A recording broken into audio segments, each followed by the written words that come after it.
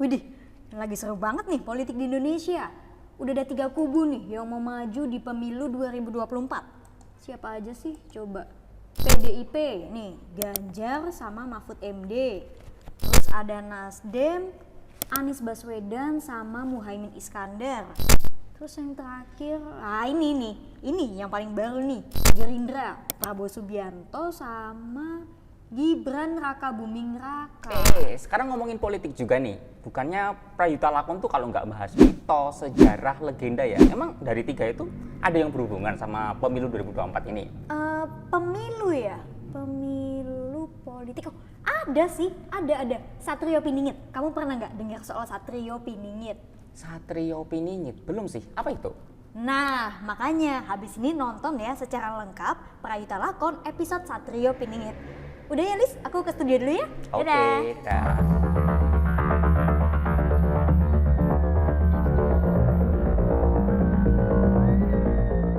Hai, aku Elizabeth Putri, jurnalis Kompas.com. Di episode sebelumnya, kami sudah membahas siapa itu sosok Jayabaya dan beberapa prediksinya akan masa depan Indonesia yang dipercaya oleh beberapa pihak betul-betul terjadi. Misalnya, seperti hilangnya TikTok Shop atau kemunculan dari kereta cepat. Sedulur Prayuta Lakon bisa klik link di sini atau yang sudah kami sediakan di description box. Oke, balik lagi ke ramalan Jayabaya. Di episode kali ini aku mau fokus membahas salah satu ramalan yang selalu jadi bahasan setiap jelang pemilu. Yap, Sang Ratu Adil, Satrio Piningit. Ramalan soal Satrio Piningit seringkali dikaitkan dengan sosok presiden di Indonesia atau capres di pemilu. Dan yang paling deket, capres di pemilu 2024 besok. Emang apa aja sih isi dari ramalan itu? Sini aku ceritain.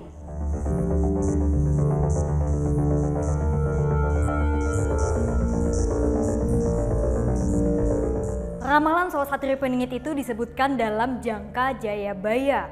Secara harafiah, Satrio itu artinya kesatria dan Piningit itu artinya tersembunyi. Menurut ramalan Jayabaya, Satrio Piningit ini adalah sesosok pemimpin yang bisa membawa Nusantara ke masa kejayaannya. Nah, soal Satrio Piningit ini sampai sekarang masih kontroversial dan diperdebatkan karena ada banyak versi penafsiran. Banyak yang mencocokkan ramalan soal Satrio Piningit dengan presiden atau calon presiden tertentu. Dan di sini aku bakal memberikan sedulur Prayuta Lakon beberapa versi penafsiran Satrio Piningit yang beredar di masyarakat. Soal benar atau tidaknya itu kembali ke kepercayaan masing-masing ya. Dan sedulur Prayuta Lakon bebas untuk menyuarakan pendapat di kolom komentar. Nah, Satrio Piningit ini sendiri punya 3 versi yang paling terkenal. Versi Jayabaya, versi Prabu Siliwangi, dan versi Ronggo Warsito.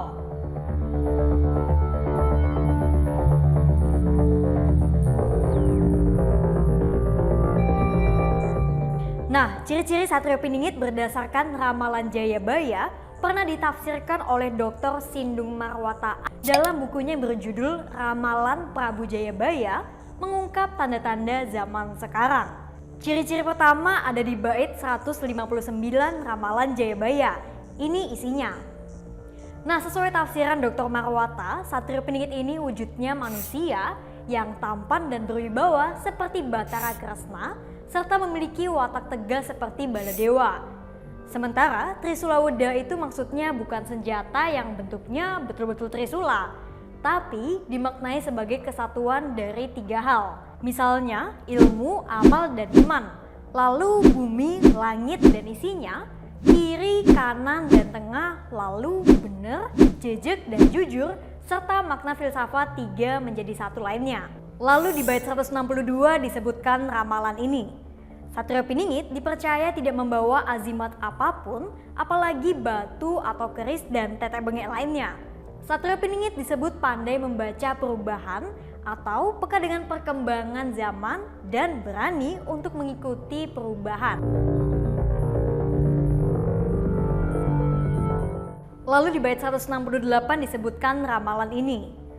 Dr. Marwata menafsirkan tidak punya sanak saudara itu maksudnya tidak membeda-bedakan perlakuannya dengan keluarganya atau dengan orang lain, alias menghindari yang namanya KKN dan berbuat adil.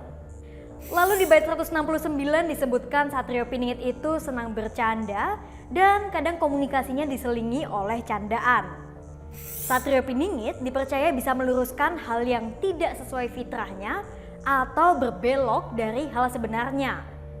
Bisa dari berbagai hal, misalnya sejarah, ekonomi, budaya, dan lainnya. Dan menurut penafsiran Dr. Marwata, hanya ramalan Jayabaya itulah yang bisa menandakan hadirnya Satrio Piningit itu sendiri. Nah itu tadi ramalan Jayabaya soal Satrio Piningit. Sebetulnya ramalan Jayabaya soal Satrio Piningit ini masih banyak sekali. Misalnya soal tanda-tanda yang ada atau muncul ketika Satrio Piningit ini akan hadir. Tapi di episode Prayito Lakon kali ini, aku hanya akan membahas soal ciri-ciri Satrio Piningit seperti yang sudah aku sampaikan di awal tadi.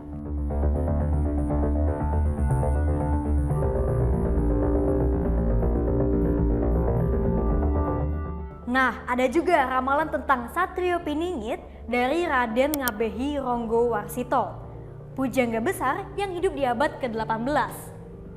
Ada 7 tingkatan Satrio Piningit menurut Ronggo Warsito.